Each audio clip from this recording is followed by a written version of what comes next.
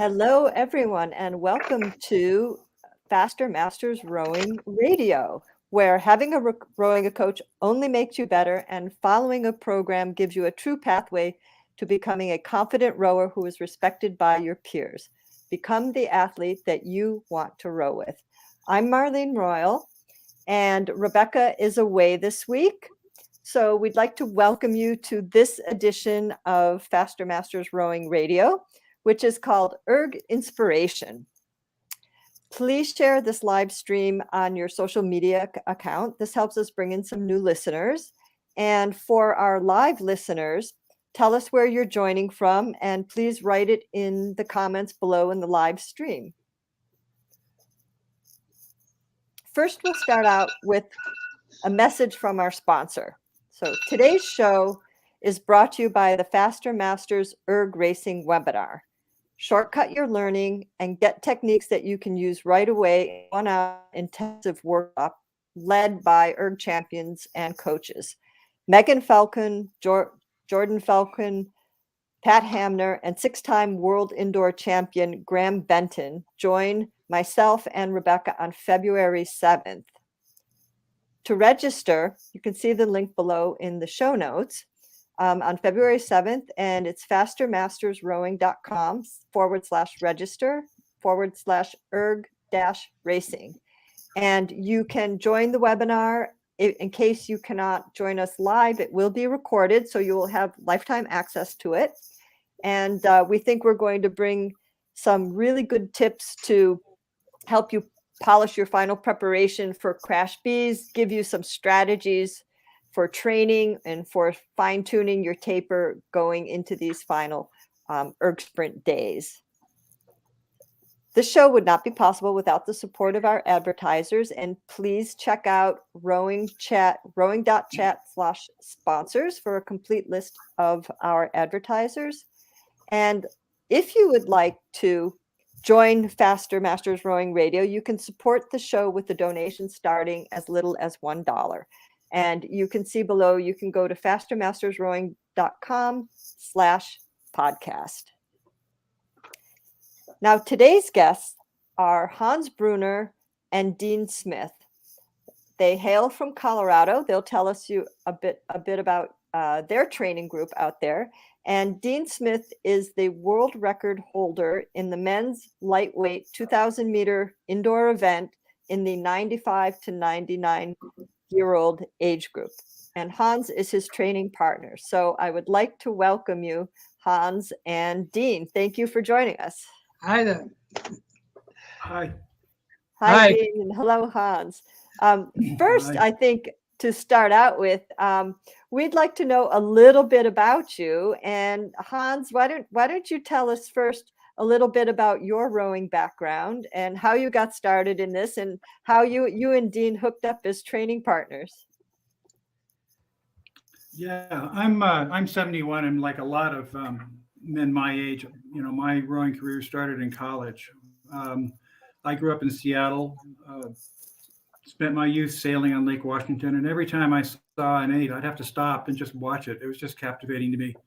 So I knew that when I got to college, I wasn't a jock either, had to try this out. So second day of college, I walked into Dick Erickson's office at Washington and said, "Hey, tell me about this rowing stuff. What about it?" And he sort of looked me up and down and said, "Come back in a couple of days for the barge." And I was just swept away by the sport, absolutely swept away by it. And then after 4 years, I went off to graduate school. And at that time, if you weren't either in Cambridge or Philadelphia, there was no rowing in lots of places, and at least in the States. So I went to, my PhD program was in Colorado, so they certainly didn't know about rowing. It was dry here. So there was a 10-year hiatus, and after a postdoc after that, I was working in Minneapolis, and finally there was some rowing again, and I joined the Minneapolis Rowing Club, which was just getting started. And back then, the Concept 2 Erg consisted of a bicycle wheel that had lead poured in the groove, and the air resistance was flats that were attached to the spokes, and the gauge was literally a bicycle speed gauge going from 0 to 40. It was great. I absolutely remember those, because we had the very first demo models at the Boston University Boathouse, because our head coach, Bill Miller, rode with the Dreisagackers. So, the steel wheels with the fans, and, we Yeah. had the pleasure of learning how to row with them. So while I was there, I got an assignment in Austin, Texas, and promptly joined the Austin Rowing Club, which was also in the beginning. At that time, it was just a shed over an abandoned pool. And I hooked up with some other guys there, and we put together a 4, raced in the Southeast Regionals, and raced in, it would have been 1985. We were in the 86. We were in one of the first Masters national competition. It was either the first or second one in Green Lake, Washington. That's where I met my wife. She was my coach. We waited until I was done being her athlete before we got together. Got to have some principles here. Right. So you're really one of the, like, in the first generation of Masters rowers in the U.S. Yeah. No, I mean, and I was going to say 9 months later, I changed jobs and moved back to Colorado. And, Cherry Creek Reservoir, there was at the end of the dock, this little rack with like 2 or 3 boats on it. And eventually I found out who those guys were. And once again, I was in the beginning of the Rocky Mountain Rowing Club. And, pretty soon we were taking meeting minutes and notes and formalizing it. And I was active. I was vice president. I was active for another 6 or 7 years. And then, of course, we began bringing babies home. And that puts a kibosh on a lot of things. And after that, I took a traveling job with IBM where I was on an airplane every week. So that was another hiatus of about 14 years, I'd say. And then about 11, 12 years ago, I got back into it, and I began shadowing the Mile High women here who were on your program and Royal Row at the time. And I just began shadowing that. And on a lark, my wife and I went to Crash Bees, and I was like, 59? And, hey, I placed 10th. Imagine that.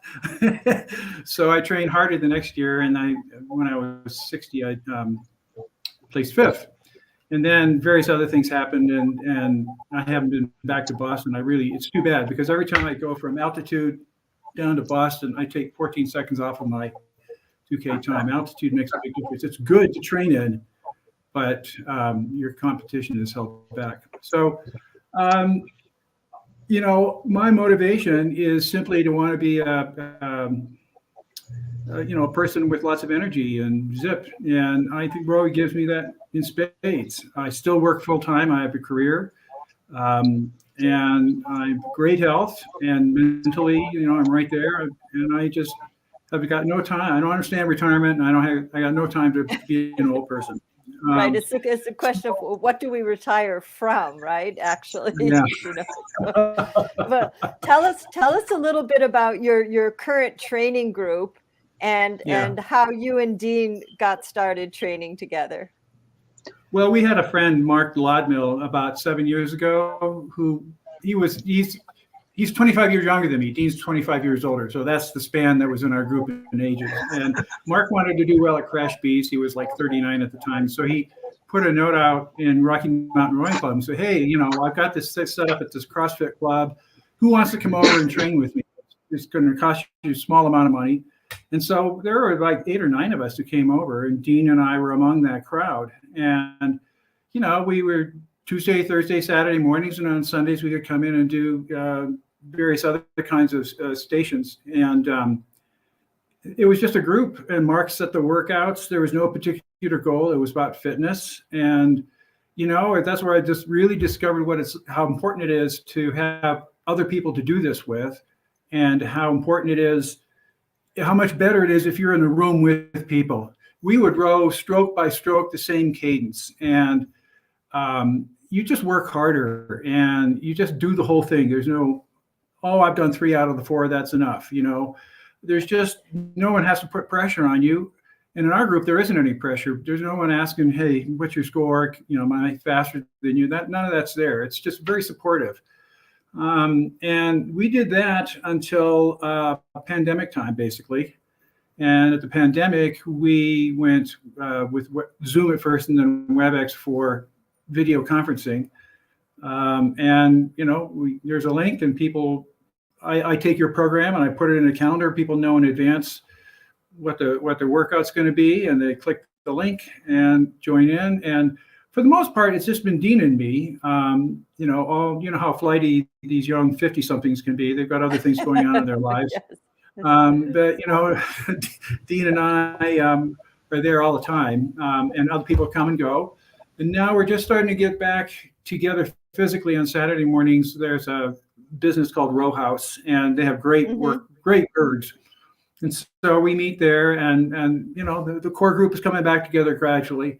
And it's just a group that, to me, it's just a resource. We're not all on the same team. We're not all competing together.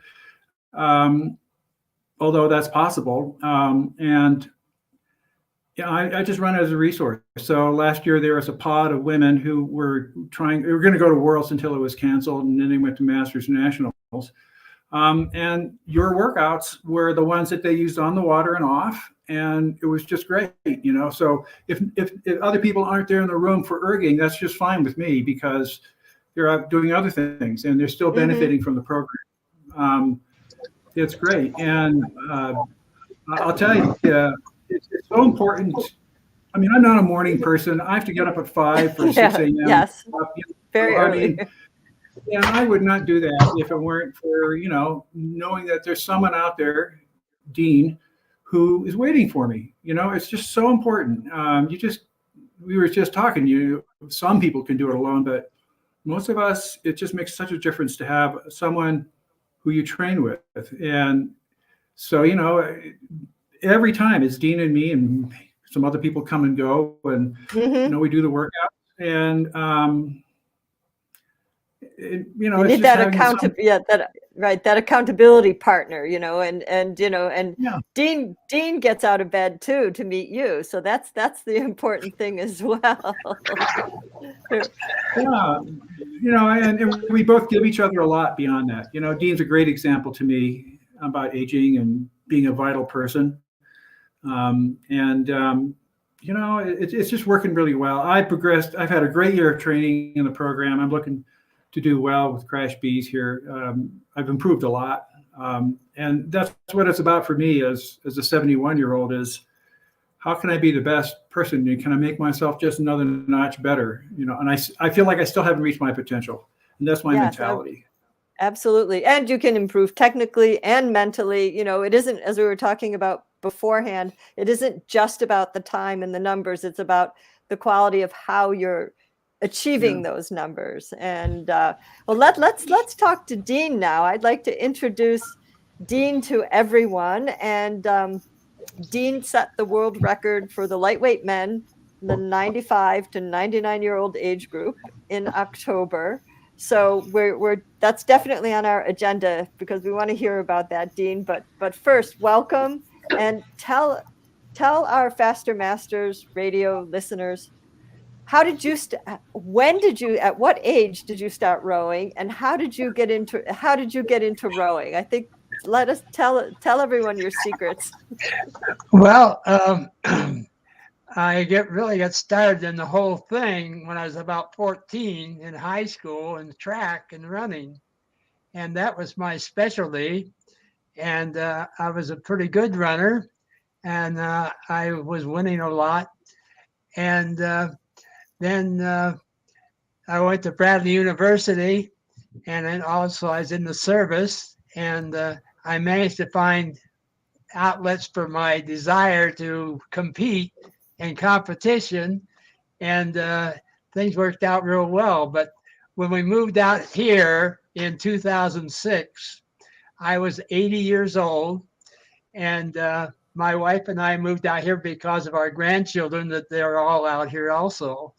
So we lived in Illinois for the first part of our life, you might say. And she got tired of me being around the house because I didn't know anybody, particularly. We was brand new in the neighborhood. And so she secretly enrolled me in the Rocky Mountain Rowing Club. Secretly. Secretly, that's right. And then she told me about it. And I said, well, okay, I don't run, row, I run. And so she said, well, you should go out and talk to them and look into it. And so I did. And when I walked out to the Rocky Mountain Rowing Club one morning at 5:30, 6 o'clock, and there was a few people there, and they asked me what I wanted to do. And I said, well, I like to race. I'm a competitor. Okay. And they said, well, good. How long you been rowing? And I said, well, I haven't ever been in the boat before. so they said, well, we'll teach you. And they did. And the first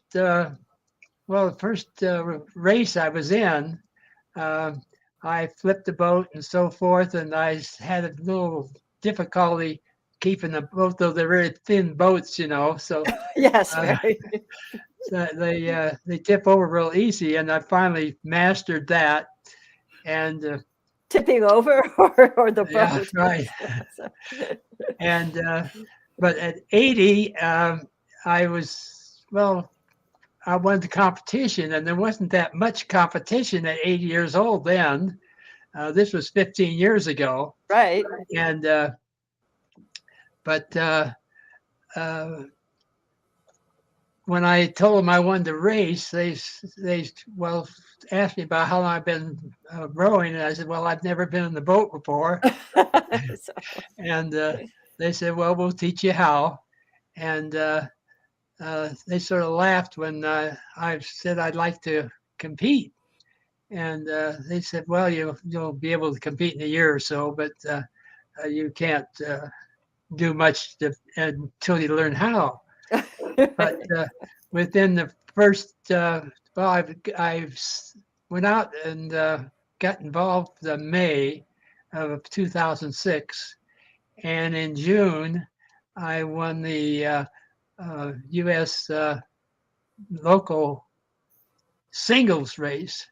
And I like to do things by myself in running. Mm-hmm. And so I was a single type competitor, you might say. And then I went to the world meet, and I won that in my age bracket for 80 years old. And that was the beginning of a new world for me, because my knees were such that I couldn't run anymore, competitively at least. And but the rowing didn't bother my knees at all. So I found a new exercise, you might say, could do. But from then on, I fell in love with it. Of course, I was winning. And I just never makes you happier, right? Right. That helps. You were a champion from the beginning, right? So. Well, kind of, yeah.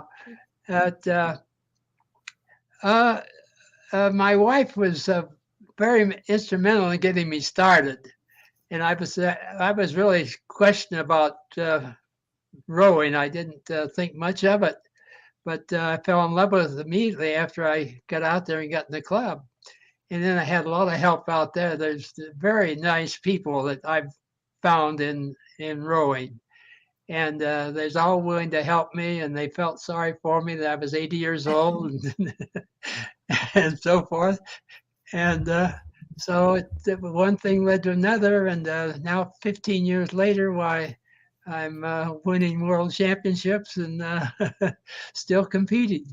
Fantastic. Well, we have a comment from Gary Anderson, who says, what an inspiration. I needed, in big capital letters, I needed to hear this as a 68-year-old youngster. And, I think number one inspiring point is, Dean started rowing when he was 80.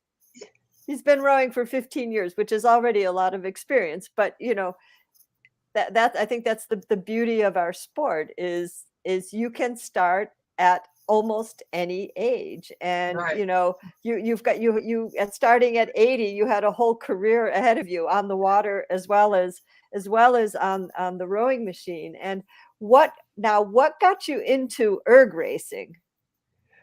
Well, I found out about the erg, and um, just the competition, I guess.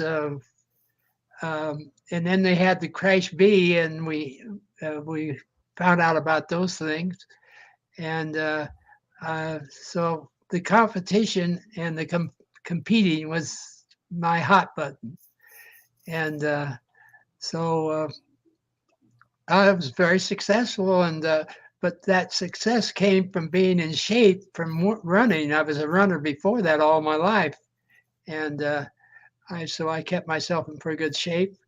And so at 80 years old, I was in a very good physical condition. Mm-hmm. So I've prepared to row. I just didn't know how. Mm-hmm. You needed technique. You had your engine was good, but you needed Right. the technique Yeah. first. Right. And the skinny boats aren't the easiest way to start either. But Well, I did real well after I got the hang of it, but it took me mm-hmm. a little while to do that. I think I flipped the boat about 6 or 7 times my first month in the business, but in rowing. Now that's not too bad. I have to tell you, the Craftsbury record for the most flips in one day of the same person is 16 times. So 7 times in a month, that's not too bad. That's not too bad at all. Right. Yeah. Oh. Now in October, you competed in the Huntsman World Senior Games, where you set the world record for your age group. And in a time of 9 minutes, 55 seconds, 0.8, and which I think is pretty impressive. And can you tell us a little bit, in that month before the games, what was your training schedule like? How many days did you train? What were your favorite sessions? What were the hardest sessions for you to get through? How did you approach that final month of preparation for your race in October? Well, it seemed like I've been working on this all my life, but it started when I was 80 years old. Okay. But I like to train every day, and Mm-hmm. I that's where I ran when I was running, and so I was in real good shape from just the running, and then I'd only been laid off for that for a couple of years when I was finding the rowing, and so I transferred into rowing very quickly because I was in the shape to compete, Mm-hmm. and that's what I wanted to do. And I would say that the things I like short speed exercises, and so that's what I did mostly. I do maybe run for row for a minute and rest for 15 seconds or so, and then row another minute. And, that was the best way I've all my life I was running. Mm-hmm. That's what I would do. I'd go out and run Okay. a little bit, and then rest and run a little bit, and push myself. And I was mostly going out as fast as I could go right from the start. Mm-hmm. But I found out in rowing you can't do that too well. You There's need another to work element, up to right? it. In the Yeah. boat, in the boat, certainly. You know, the single, from this point of view, the single is really a different animal because there's such a huge technical component of it. And I find that when somebody first starts in the single and then they want to get into competition, that it really takes 3 seasons just to become somewhat reliable in your racing. You know, in the beginning, it's kind of all over the place. You know, with the rowing machine, you can eliminate some of those factors and then just, you know, focus more on the, you know, on your drive, and you don't have to worry too much about the balance, but you can focus more on that power. Right. That comes natural after you get used to it. Yeah. So, but the first, well, for 15 years now, I've been doing it every year for 15 years and winning at the Crash V. And I like to win. I like to compete. And you So train, but do you still train? You train every day. It's pretty. I like to train every day, yes. Mm-hmm. And that's what I was used to doing when I was running. So, and then my physical, I've been a Shackley member for about 40 years now, and I use the supplements to stay in good health and so forth. And well, it's just built into me, I think. So it all comes natural, and rowing happened to be at the tail end of my life instead of the beginning of life. So that's where I was all prepared to compete. And well, I'm a competitor, I guess is the best way to put it. And well, so I think doing the short, that you focused a lot on a lot of the short type of interval trainings. I wasn't a marathoner. I didn't like to go out and run for 2 hours. I know it, but I like the short 15 stuff. minute, Yeah, 15-minute workout. Well, and this also, I mean, there's a very important component of that high intensity work that has been shown to, help you maintain your VO max and that upper end of fitness, because as we age, that's what usually starts to drop in people. And if you can keep up some of that high intensity work, that you keep that built into your program, that keeps that top end fitness in shape. And it's been shown that you can maintain that fitness much longer in life if you Forever. keep some of if you and it's, as we said earlier, it's not about what the time is, it's about working at the potential that you have right now. And if there's always some element of the program that keeps that emphasis in there, that preserves that ability to go fast when you need to go fast. Right. Well, I've learned a lesson, though, that you can't go all out the first 10 yards or so. You got to get with it a little bit. So we have a 2,000 meter race. That's a standard race for rowing. And it's 4 500s. But I was very good at doing 500 meters, but 2,000, I would run out of gas before I got through the 2,000. Well, tell us about on your race day for this 2,000. How did you, being 2,000 meters is a long race if you're used to being a bit of a sprinter. It's a really challenging, 10 minutes, 9.5, 10 minutes. It's a really challenging distance. It's like running 3,000 meters on the track, right? It's a hard middle distance. And on your race day, how did you approach your warm up? What kind of warm up do you usually do? And then how did you actually row your race? What were you thinking of, and what were you targeting as far as your pace, and what kept you going in that third 500? Well, I found out that you can't go all out for 2,000 meters when you've been used to doing 500s. So I had to take the first 500 and slow myself down. It was almost like just an easy warm up for me to do the first 500.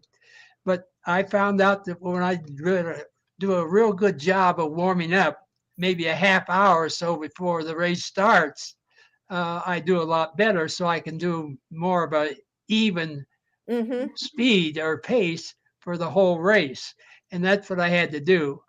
And that was against my habits, you might say. Against your nature. I had to really slow myself down for the first 500 or 1,000 meters to be able to go the whole distance. And but it worked out very good because well, I set the world's the record at that, and that was that taught me a lesson. I have to slow myself down to be able to last the whole distance. And the 2000 is a standard race, so that's where I ended up. Mm-hmm. And did you find when you have if you had your good 30-minute warm up, and then you started that first, because it's so easy to go too fast that first 500. I definitely think tactically, strategically, that's a very common error in time trial style racing, because that, to go, if you're going 2 seconds faster than your average split, it feels easy that first 500, but it'll bite you in the middle of the race, right? You think, oh, I can do this forever. Especially at the tail end. And I was always one to really have a strong sprint at the end of a race. So I had to have that, save that up a little bit so I'd be able to do that. But it worked out pretty good. I had my 500s were pretty well even. So all 4 500s to the 2000 was that was my goal, and that's what worked out. So when you had that 30-minute warm up, then you were able to basically stay right at your even split the whole way. It took some discipline. But yes, well, it does. I did, because it was so easy for the first 500 that you say, gee, I got to go faster, but you got to control it. And that's what I did. And that's how I won. But I beat the record by about 30 seconds. That's pretty significant. And what stroke rate did you row, Dean? What's your kind of racing stroke rate? It's somewhere between 25 and 30. 24, 25 strokes per minute is easy for me. And when I sprint, I'm usually doing about 32, 33 strokes per minute. Okay, so that's right up there. I mean, that's very, very good. 30, 32, 33 full slide is, that's a pretty challenging pace, I think, for anyone of any age, to row it effectively. Yes, right. Well, I get higher than that when I really get to the very end. I still have enough to go wide open, and that sometimes gets up to almost 40 strokes per minute. But 27, 28 strokes per minute is about what I like to row at. And then during your race, did you have somebody coxing you? Talk to me. How? Like a coxswain or somebody who was sitting next to you, giving you some motivational tips, or were you rowing it just solo without anybody, right behind? Like in the Crash Bees, each person has somebody sitting there. I had some people reminding me that I had to keep my pace down and watch that. Yes, that was helpful. And in the third, what's the toughest part of the race for you?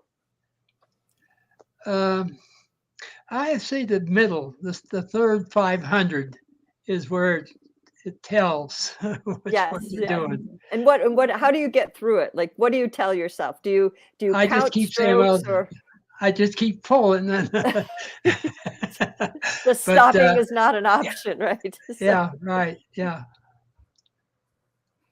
So coming up, I mean, I think that's wonderful for people to hear, and for our listeners to hear, and to, take good takeaways. Substantial warm up. I think I agree. I think that's really important. You don't. That's the secret. In fact, in running, I always ran my second race faster than the first, and it was because I was warmed up. Yep, and that way you make sure that first 500 isn't still part of your race warm up. That's an important thing. So I think getting enough warm up, controlling that first 500, which is hard, because the adrenaline is going. It's saying, okay, ready, go, but You've got to, Right. you know, that's where the experience comes in, is controlling that pace. I think, you know, my recommendation would be, you know, make sure that you're no more than 1 or 2 seconds fast. You know, don't be Right. that, you know, Right. your That's start's exactly always right. going to be a bit fast. And how do you row your start and then transition into your main sort of pace? I like a quick start, and I have to hold that down too. I'll be way past my starting speed that I want.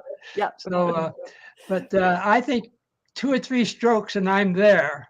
Hmm. And so it's easy for me to do. I get to my pace race speed quickly, and then it's just smoothed out.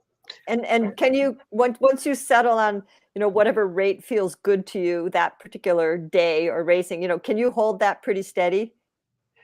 I keep going too fast, so I have to slow it down. Right? Yeah. So, okay. And what's coming up? What's coming up next? What's your next competition? Uh, well, I just had one. This no, that was a time trial. I'm sorry. Um, let's see. I'm not sure. My wife, where'd she go? um, Will you row? Do you have a race in Denver before Crash Bees? uh, no, not that I know of. Well, I have to check around. I might be able to find one. You know, we'll keep you busy with the time Right. trials Yeah. too. Right. And so, and Hans, you're getting ready for Crash Bees. Yes. So that's coming. That's not too far away. I mean, that's less No. than Just a few that's weeks. 10 days. 10 10 days days. away Yeah. already. That's Yeah. very close. Yeah. So that's coming up very, very quickly. And Right. you know, so now we're in the sharpening phase of getting ready for Crash Bees. And what Dean, what are your tips for our younger masters, like, you know, those 50-year-olds, right? That, you know, what are some of your tips for I would say longevity in training and longevity in competition. And if you had to give them a main piece of advice of how to um, age and row and compete healthily as long as possible, what would it be? Well, I think that eating is real important. Um, and I that's easy for me because I don't overeat. I try to keep my weight down. I Hmm. weigh about 150 pounds now, and that varies between 150 and 160. And when I row for the heavy weights, then it's real easy for me to keep my weight down. And so uh, it's I think eating is one of the biggest problems people have, Mm. is to get enough energy to be strong Hmm. and to keep your weight down to where it should be. Hmm. And most people are about 10 pounds overweight anyway. So, Yeah. So if you spread that over a year, right, you can trim, how many calories is that? 400 calories a day, maybe, to trim a little extra erg time, but yeah, agreed, you know, to keep that competitive edge and to keep feeling good. I think that's the main thing too, you I know, feel is so that much better when I don't overeat. mhm. Right. Yes. And are you pretty good about fueling before and after your workout? Of doing which now? Of having, like, making sure you get enough energy before and Oh, after yeah. your Yeah. Yeah. workout? Well, I Shackley, the product that I use, um, they have a protein that's really a tremendous protein, and I have that before and after I race and work out, and uh, it just fits in with me. I'm very fortunate that I ran into some things and people over my 80 years that were very lucky. I mean, it helped me out uh, to to accomplish the things I've accomplished. That's fantastic. And I think, Hans, would you like to add anything? I think Dean is such an inspiration to us. And, I just love the takeaways. And we have a comment from Jess DiCarlo who writes, I love that the third 500 is the worst part for all of us. So, Right. Well, I want to thank you, Marlene, for all the help that you've given me also through Hans. And both of you guys, you've made it real easy for me. yeah, you're pulling the strokes, but I think both of your accomplishments, the accomplishments of your club and your training group and you as individuals, I mean, that's what coaching is all about. I mean, that's what gives us back the energy. Right. And that's Yeah. what's so satisfying about coaching is that, you have to go out there and do the work, but having a good approach to it, training smart, taking care of yourself. That's so important. Yes, that's the most important part of the whole system, really, is the coaching. Without the coaching, yeah. But one that I was going to say earlier, I mean, first of all, you forgot to mention your huge secret, which is to have a strong protein drink immediately after you work out. And I would have one waiting in my car if they came off the water, and I really found that, that's much more effective than if you wait an hour or two. It's just absolutely great. Absolutely. And that's been shown to be quite important, that you get enough, especially for older athletes, that you're getting enough protein in and you're getting enough protein right after, because one, the exercise induces a stress on our body. I mean, it's positive stress, but it's still a stress. So as soon as you fuel yourself, one, you're getting the protein in for repair, but you're also decreasing, you're downloading that stress in the body and letting the repair process start sooner, which is very important for older athletes.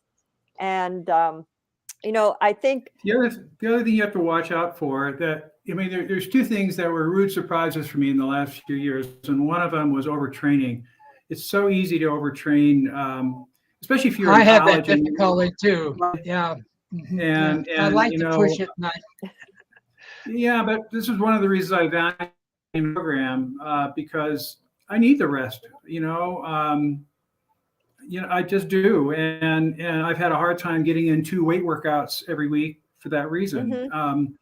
And if you really overtrained, it's the worst feeling, and it takes a while to recover from that. It's not just a day or two.